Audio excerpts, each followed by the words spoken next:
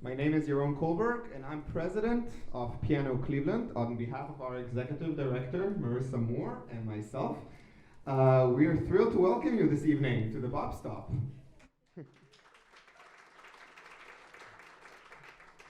So, many of you are already familiar with our listening series. And for those of you who are here for the first time, what is the listening series? So actually, we have been doing this for 3 years now. This is our third year. And the idea is to create excitement and to expand our knowledge about everything this beautiful instrument, the piano, has to offer. We always connect the programming of the listening series to the event, to the big event that Piano Cleveland is presenting during the summers. This summer, it is going to be the Cleveland International Piano Competition for Young Artists, ages 11 to 18. So, for those of you who are not familiar with this, we are bringing some of the world's best young pianists to perform in Cleveland. We had 213 applicants from 27 countries and regions. So thank you. And only the final 6 are going to come here to Cleveland to perform chamber music with musicians from the Cleveland Orchestra and together with the Canton Symphony Orchestra. And this is going to take place between July 5 and July 16 this year. So please mark it on your calendars. In addition to the competition, we're going to hold an institute in collaboration with the Cleveland Institute of Music and the Lang Lang International Music Foundation. So the connection here, as you will see, we wanted to invite Alvin and Angela, Angela Cheng and Alvin Chow, who are professors at the Oberlin Conservatory of Music, which is really one of the top music schools in the country.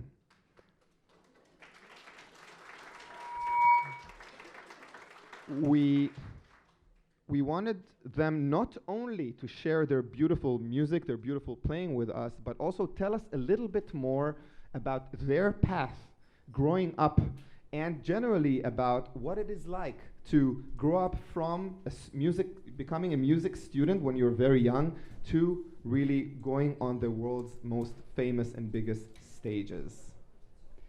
Our next and last listening series event is going to take place on May 31st. We are presenting one of the most famous pianists in the United States. This is Olga Kern, winner of the Van Cliburn competition. And she is going to perform at the Disciples Church, a Christian church in Cleveland Heights, together with her son.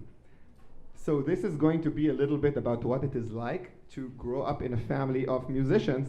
I know that very well, for better or worse. So now, without further ado, I'm pleased to welcome to the stage Angela and Alvin.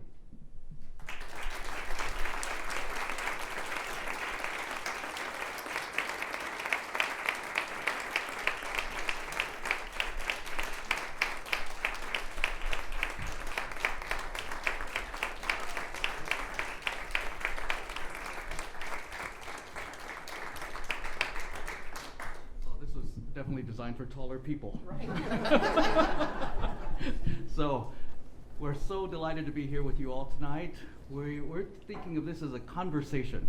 So we're going to be telling stories of how we grew up in music and kinds of students that we're working with now at the Oberlin Conservatory, and we're also open to any questions that you may have after our little presentation is done. I don't know, do we have to introduce ourselves? Well, in case you don't know, I'm Angela Cheng, and he's Alvin Chow. And I think it's written somewhere, I think. We've been married now for 35 years. We met as students at the Juilliard School, and in those days, it was very different from what it is now because there were no dorms. Everybody had to fend for themselves in that big city. And at that time, there weren't any Chinese students. You can imagine this at Juilliard. There were only about 6 of us in the piano department that were Chinese, and all of us were either American Chinese, Canadian Chinese, or from Hong Kong, because the China was not open yet. And so we hung out a lot together, and we got to know each other. Juilliard was also closed on Sundays in those days. No one could practice. You couldn't get into the building. I don't ever know why that was, but it was good. We enjoyed that day off. But we would take that day and we would go to Chinatown and do shopping, and then we'd cook at each other's apartments, wherever we could. And we got to know each other very, very well. And so our days continued, and we'll talk a little bit more about this in terms of mentors, because we've been so fortunate to have such great teachers, fantastic human beings more than anything else, but they were our mentors for life. And we actually wanted to dedicate this evening's performance and talk with you to our dearest mentor, Menachem Pressler. You may have read that he passed away just this last Saturday in London. He was 99 years old. We were very fortunate to have had his input, his wisdom, his musical inspiration for over 40 years.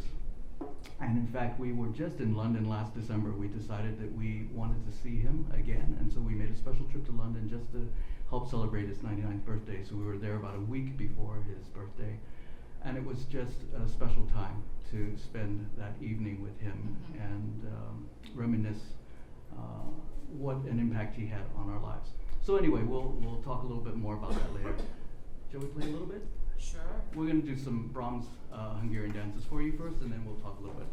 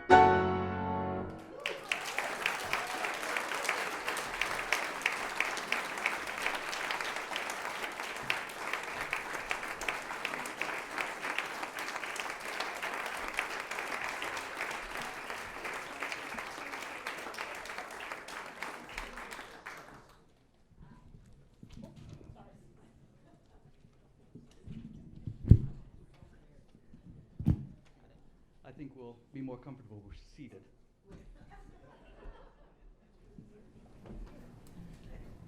Should we start with you? Okay, we'll start with me. So we wanted to talk a little bit about the people that helped us when we were growing up as young people. We came from different backgrounds. I was born in the United States, in Miami. My parents were immigrants from Hong Kong, and they wanted us to have every opportunity that they never had. And so classical music was something that they cherished, even though they had no experience with it whatsoever. But they really wanted us, as their children and as first-generation Americans, to take advantage of all that was possible. So we started lessons at the age of 5. I have a twin brother. I will say we a lot as I'm talking, because I'm used to speaking with him beside me. He is also a pianist and is now at the Eastman School of Music in Rochester, and he's the chair of their piano department there. So we are very fortunate to have our lives in music, and we always kid because Oberlin and Eastman are like arch rivals. And so sometimes he'll email me and say, "Is so-and-so auditioning for you?" And I said, "Yes, get your hands off of him." So we have a friendly rivalry in that way. But we started out as 5-year-olds having lessons, and as it happened, we played a work by a local composer. We grew up in Miami, Florida, and so there was a composer who lived in Miami Beach, and we played one of her works, and we must have been probably, I don't know, 8 years old at the time, and she was just so taken with these two twin boys playing one of her pieces. She asked about how we practiced, and we said we had a piano at home, and she said, what kind? And I said, an upright piano. And she said, one? And I said, yeah. How many pianos people usually have, I guess, in their home. But she said, but what about practicing at the same time? We can't do that, we have to share, so we would take our turns. And so she said, well, let me do something about that. And the next week, we find a second upright piano in our home. She had purchased one, placed it in our home, and she put it in we had one in the living room, so the other one was also placed in the living room because we were doing so much work together. And so she wanted us to be able to have a rehearsal space that could accommodate all the two piano works that we were doing when we were kids. And so again, we were just happened to be fortunate in that circumstance of somebody taking an interest in us. And then later on, of course, when we were going up in our music lessons, we had the opportunity to work with a teacher, and my brother and I really wanted to work with her, but her lesson fee was at that time an astronomical $30 a week. And up until that point, our family had been paying $8 a week for piano lessons. So to make this change from this teacher to another would almost quadruple the amount of money. And again, as fortune would have it, there was a music club in Miami, the Miami Music Club. Wonderful scholarship opportunities. And so we auditioned for them, and we got them. And so they paid for our piano lessons for the entire high school years that we were there. And they also went ahead and gave us money towards our college expenses as well. So this is a phenomenal organization of mostly at that time women who were very interested in the arts and wanted to make sure that young people had opportunities if they needed it. So we've had this great benefactors all of our lives, and you had a very similar situation. Yeah, I was born in Hong Kong. Unlike Alvin, I do come from a musical family. My mother's father spent some time in California as a teenager and fell in love with classical music. So much that he went back to China and built the first violin factory, which still exists today. And all 9 of his children and all the grandchildren were assigned either the piano or the violin. So I don't know how I got the piano, because for years when I was a child, I wanted to play the violin. Let me tell you why. Because at family gatherings, we would, instead of playing games, we would race up and down the keyboard or your violin to see who could play the fastest scales. I couldn't beat the violinist. I was always behind on the piano. In any case, not to mention that they can play legato and we can't, or we try. We imagine, we dream. In any case, I was assigned the piano, and I started playing when I was very young, first with my mother, and then with one of my aunt, and then another aunt who were private piano teachers in Hong Kong. And then when I was 11, my mother decided to be very brave and leave Hong Kong and go to Canada, because I had lost my father and she had lost her mother. So there were no ties left in Hong Kong. And so she moved me and my younger sister to Edmonton, Alberta. And which really was a blessing, because it's so cold there so much of the year. You have nothing to do but practice. But practice was not an easy thing, because no longer do I have my aunt's pianos to practice on. I had no instrument. So we arranged it so that I would stay at my junior high school, middle school, and just stay after school and just practice in the choral room. What was really lucky was that it was really traumatic for an 11-year-old not doing well at school, because I was used to being an A student in Hong Kong. And then here I can't speak the language, I was failing everything except for math. So it was really depressing. And so I remember asking my mom, I said, I think I need to start taking lessons. And she looked at me, she went, well, there are no more ants to study with here. And so a cousin found a piano teacher who started, she and her husband started a conservatory in Edmonton called the Edmonton Conservatory. And it was already end of September. She decided she would hear me. And after hearing me, she said, okay, I will take you. And so I would have lessons with her every weekend, well, starting on Saturday. I would arrive early in the morning, and my lesson was always the last one. And then she would take me home, or maybe take me out to dinner with her husband. And then the next day, all her, well, not all the students, a group of the students, a number of the students would get together. She would assign us into chamber music groups. I speak no English, and yet I was in a trio with two 11-year-olds, and we were working on Beethoven Opus 1, number 1. And, you know, just playing, just communicating through music. This woman was incredible. Her name's Vera Sheen. She not only taught me piano, she gave me tickets, subscription to the Edmonton Symphony, where I got to hear Alicia LaRoche, Gina Bachauer, really amazing people that came through to play with our orchestra. She insisted that even though I didn't speak English, that I should take music theory lessons and music history. Believe me, it was very challenging. I had no idea what was going on. But I went to my weekly classes, and it was really, really incredibly helpful to nurturing me and developing me as much as I could be developed at that age. But having no piano was a real struggle, and so she was sharing my story with the assistant concertmaster of the orchestra, whose father owned a piano store. And so he loaned me a piano when I was 14, and it was about this tall, or maybe a little taller. Not a name brand, but it had the most beautiful sound, and I treasured that instrument. He said, it's not a gift, it's just a loan until you can save enough money to buy your own. So I had it for 3 years. I practiced on it. It just had the most bell-like sound. And until I was 17 when I first bought my Yamaha, which we still have today in our home. So a little bit different story from Alvin, but should we go on to the foundation? Or? Yeah.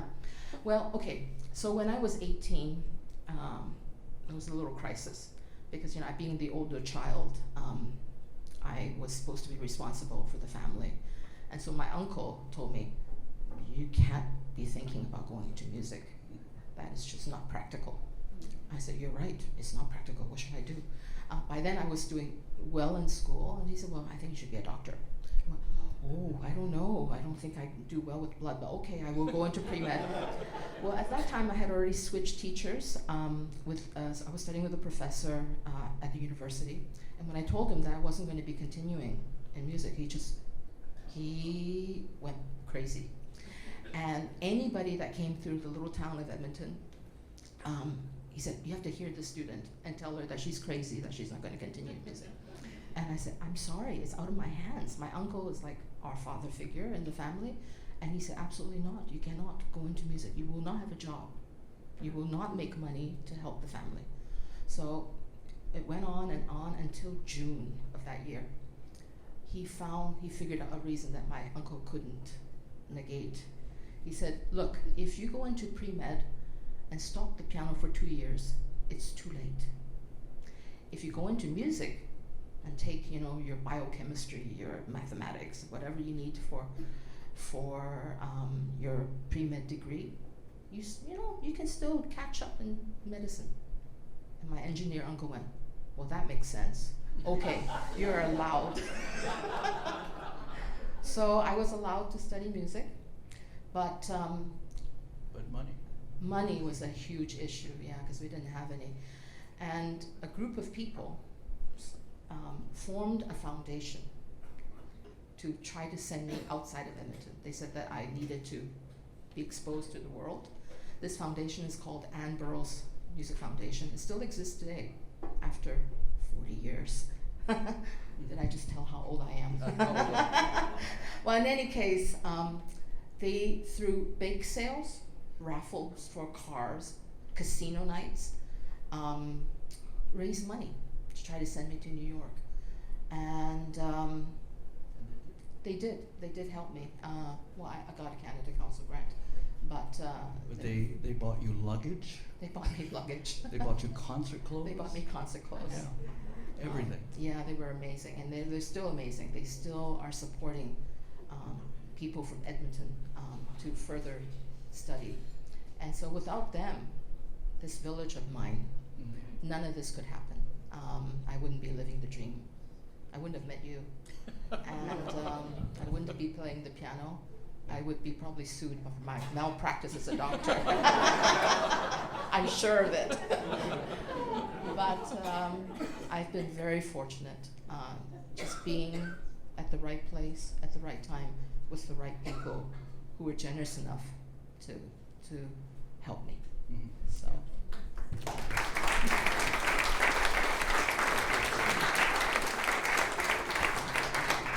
So we'll continue on with some more playing the Debussy Petite Suite. Debussy was a composer that was very dear to Mr. Pressler's heart. And he first made his name known in the United States by winning the inaugural Debussy competition in San Francisco when he was quite young. So we remember him particularly when we play this piece.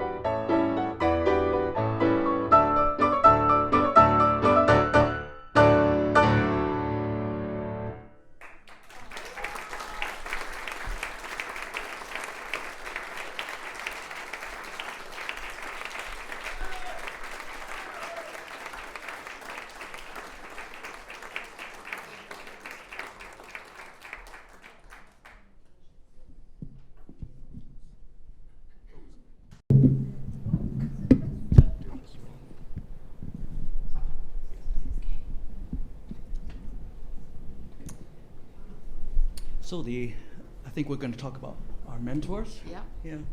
Our musical mentors. Of course, Yeah. our mothers were very important in our encouraging us to be musicians. But our teachers, of course, were of the paramount importance. You know, it's very hard. We were just talking about this in the car on the way here, that you can have all of the talent, if not the encouragement. It's sometimes hard to have the courage to walk out on stage. Yeah, encouragement and support. I mean, no matter how talented, you have to have confidence when you walk on stage.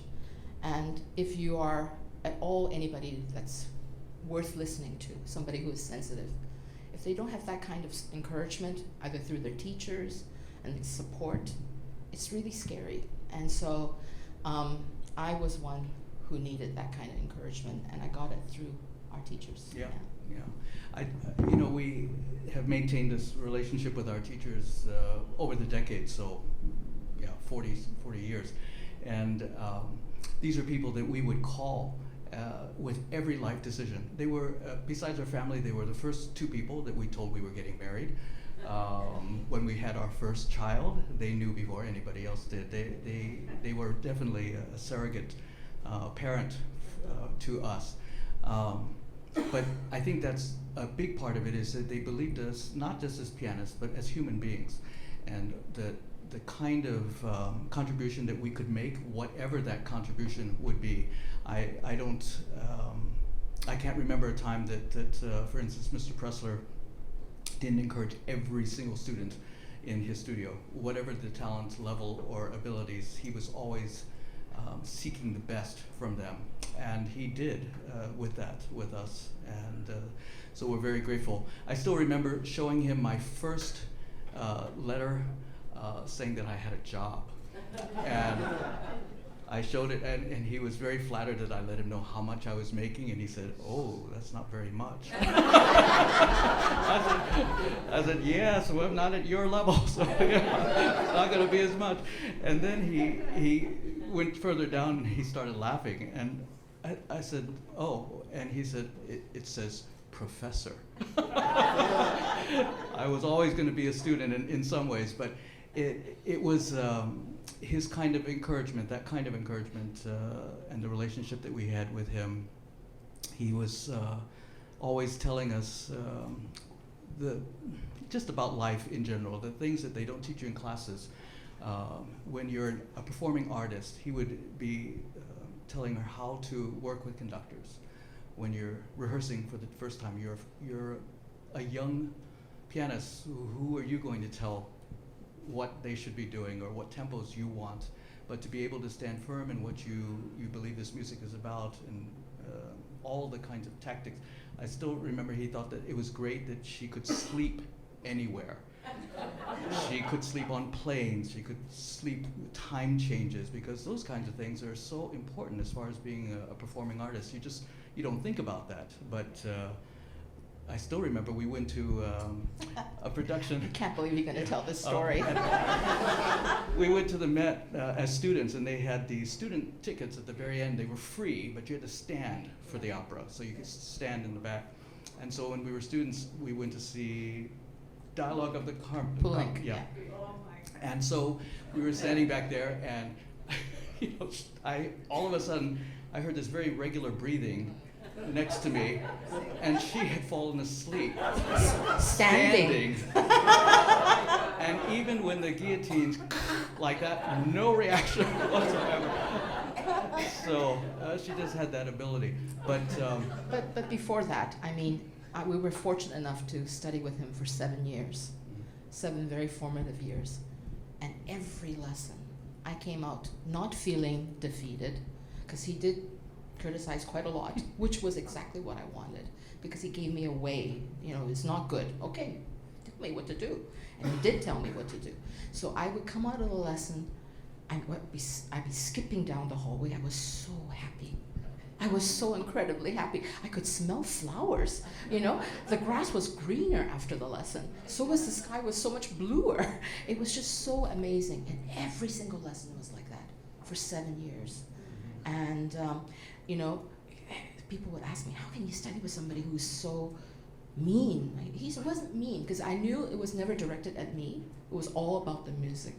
And, everything was not good, or if it's really good, he would say, it's not bad. And I was like, wow, I got a not bad today. But it was just what I needed, because when he said not bad, I knew deep down it was pretty good.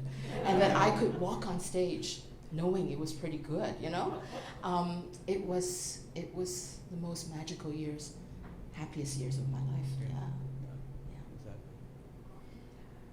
Well, we do a little bit of that now as teachers at Oberlin. We have young students who come to us, and a lot of times people will ask us, what are you looking for when you hear these youngsters audition at your school? They're 16, 17 years old. What can you see at that age? And actually, there's a lot that you can see, even at those formative years. First and foremost is their reaction to the music. Sometimes you sense when a student is connected, when a performer is connected to the music that they're playing. And that's the strongest kind of vibe that we get with our talented students. Of course, the physical coordination is there. Nowadays we expect that to be the case, but that connection with the music. What does it mean to them, and how are they communicating that to their public? In our case, it's the jury of faculty. But those kinds of things are what we're looking for. They have unique voices, every single one of them. You know, people always ask us about teaching the Waldstein Sonata year after year to students. And you know, Mr. Pressler was the one who said this. He said, it's the same piece, but it's never the same vessel. The student or the performer is unique, and everything is filtered through that person. We were working on Les Joyeuses, wonderful work of Debussy. She was working on it, I was working on it at the same time. We're in the same studio. We'd compare notes after our lessons. Oh, he didn't say that to me. Oh, he said that to you. And it was... He was much nicer to him. But I really believe that it was because the vessels were different, and we each had a way of communicating that music, and he was going to make that way the most effective, but he wasn't going to make it a carbon copy of what he did. He was very demanding, but it was always about the music and not necessarily about the way he would ultimately do it. But I think what I look for in potential students, or what I think, like what I listen to when I'm in a competition as a judge or something, is looking for somebody who communicates, but also you can tell through a master class or through a lesson how open they are. Because, you know, I have an opinion how this should go. They have an opinion. Person B will have another opinion. None of us are wrong, at least maybe some of them, some people are wrong. But there are many ways of looking at something. Something as beautiful as, you know, work of music, of Beethoven, of Mozart, of Chopin. So openness in a student is very important. Encouragement, but openness to be willing to try different things. Because, you know, yes, as a pianist, we are always by ourselves, but when you play with orchestra, you're with an orchestra. If you play chamber music, you have to be able to communicate. So it's that openness and speaking, and I think encouragement is very, very important. So in my classes, my studio class at school, and Annie can be, she could nod or not nod. I make all of them say something nice first. I said, say anything. What did you like? Tempo, sound, their hair, whatever you'd like. Say something positive. Then you may give a suggestion. You know, something positive, because we all need positiveness. We also need support. We all need encouragement, because what we do is not easy, because, you know, we think we did well, but, you know, the critic may not like it. And it hurts. It really hurts, because we put our heart and soul into it. But it's okay, because, you know, there are many ways of looking at things. And so I'm just going on and on, sorry. no, that's all right. Anything else, or you want to go on to? I think we'll go on to Dvorak. Yep. And if you have some questions for us, if I said something stupid, probably, you can ask me. But thank you so much. It's such a pleasure to be here. It's our first time at the Bop Stop, and it's so nice to be with you all. Thank you.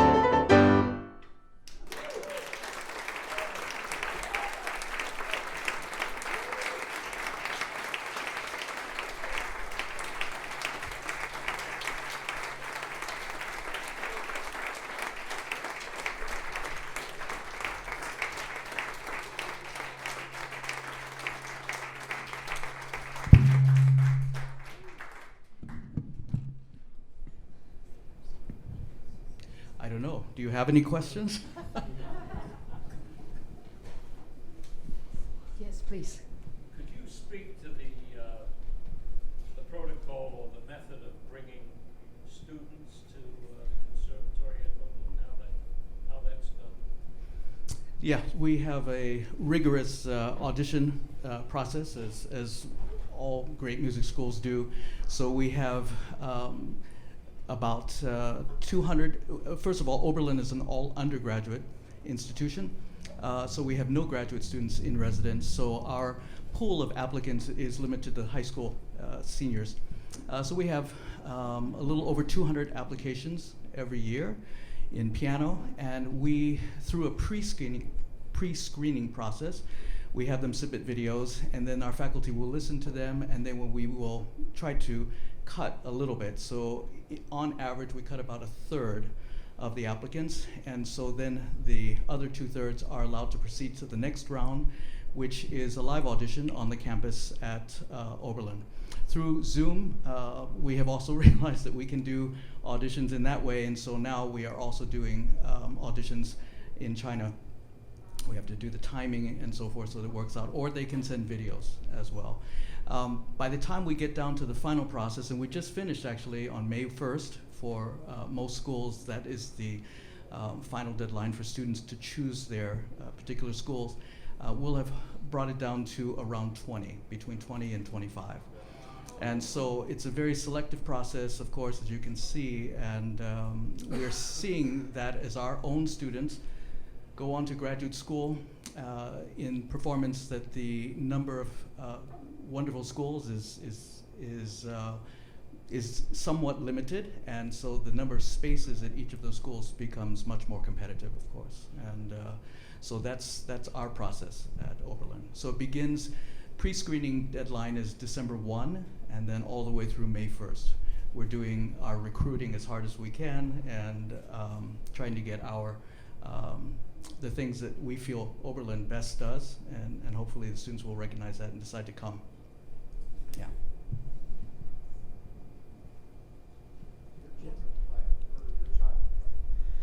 I'm a failed tiger mom. Completely failed. They also took piano, not with us at the beginning because we haven't really done that, don't have the experience. Then later on, actually when we went on our sabbatical, we decided, I think we could take over. Big mistake. Because instead of having one lesson a week with their beloved teacher, they were having lessons with mommy and daddy every day. And it just was the beginning of the end, right? Right, I think so. And, But they love music, you know? well, One hopefully will be. One more year. She's third year medical student. yeah. And our younger daughter is going to be an occupational therapist. So I think we worked out really well. I mean, we have a doctor and an occupational therapist in the family. I think that's really good. But we did realize, just like everybody else, I think very early on, our younger daughter said something like that, music is your thing, but I'm not so sure it's mine.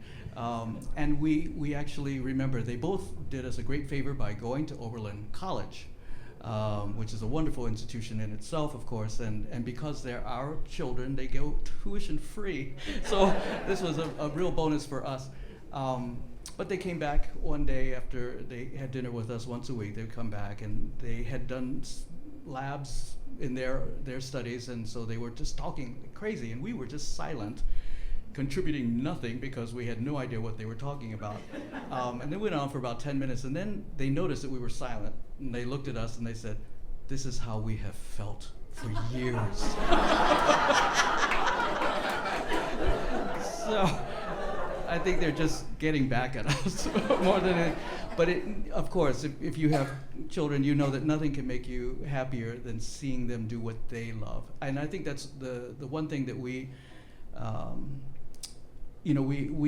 love what we do. We love even the practicing, the communication with our students, the practicing and performing on stage, and it's just such an important thing that to communicate what we do through our music, but it's all because we love the music that we play.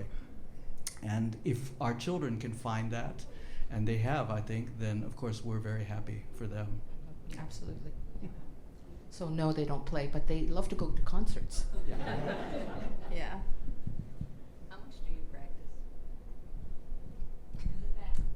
What's the question? How much How much- do they practice? Yes. Oh, 1 second. Hi, I'm Sherry Waldeck. I'm married to one of the board members of the Yes. Music Settlement, Jack Waldeck. Uh-huh. And I just want to thank you. I believe music is a love language, and your love for each other and love for music was so obvious to us. Aw. And I thank you for sharing that intimacy with us. Thank you. And I just wanted to say, so I too have a twin brother. And we never studied, but we were adopted at age 5, and it was quite an adjustment from foster care since 10 months old. And our mother, the only mother we've known that adopted us, would play the piano for us to soothe us at night because my twin brother would cry. I was the strong one. And my brother cried every night. So I just wanted to share that with you, that the magic of music and the healing of music is just underestimated and just so wonderful. And thank you for sharing tonight with us. Thank you. Thank you.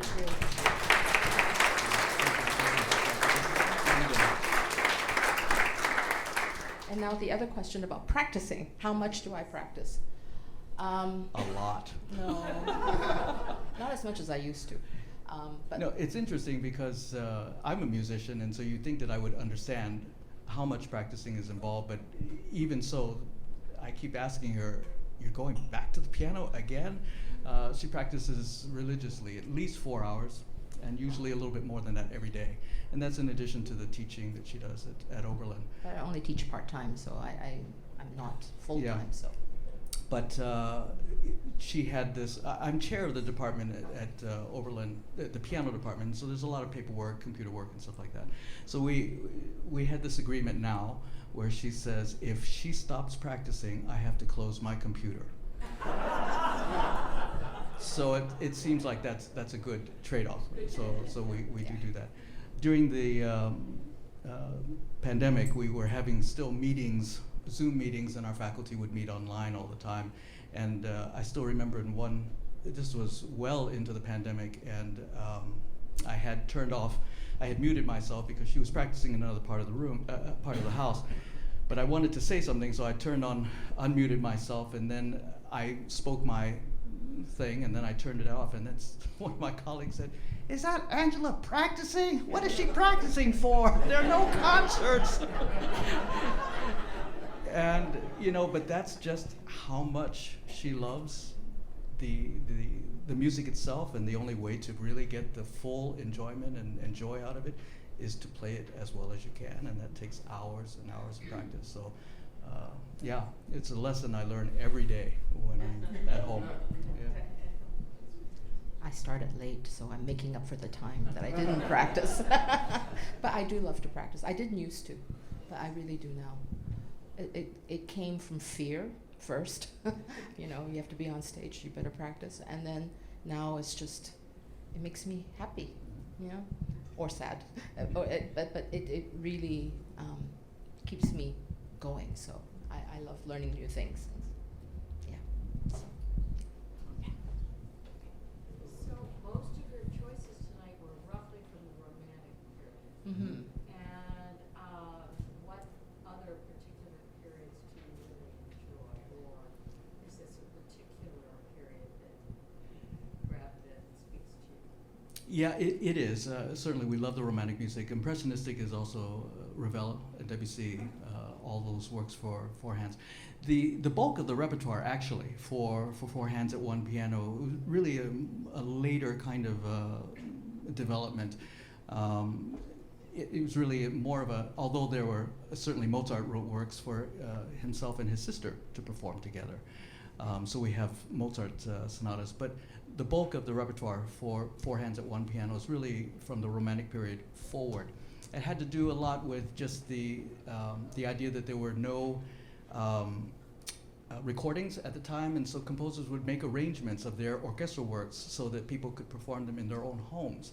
So the Slavonic dances and the Hungarian dances of Brahms, those are all orchestral works that were arranged for four hands at one piano, mostly for the community playing together.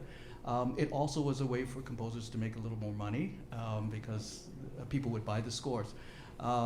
So the repertoire does lean a little bit more towards that time to the present. But I'd say those were our I favorite. do love Mozart and Beethoven and Yeah. Schubert and Haydn, Mhm. because my teacher loved that music, and so it passed on to me. So for solo works, yeah, we do a lot of that. Mhm. Yeah, I don't play Bach in public. I try not to. You don't want to hear me play Bach. That's not true.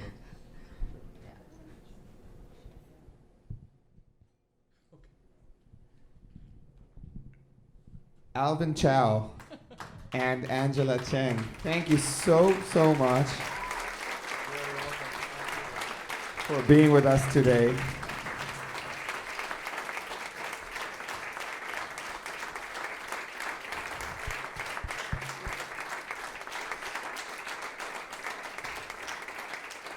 I have to say that other than the wonderful comment that we had just heard about the kind of joy in music and what you bring, when you spoke and played, I thought once again to myself how lucky we are that in Ohio, not very in Cleveland and close to Cleveland, we have such incredible world-class musicians. And I really think that I'm speaking on behalf of everybody when I say that, right? Thank you once again.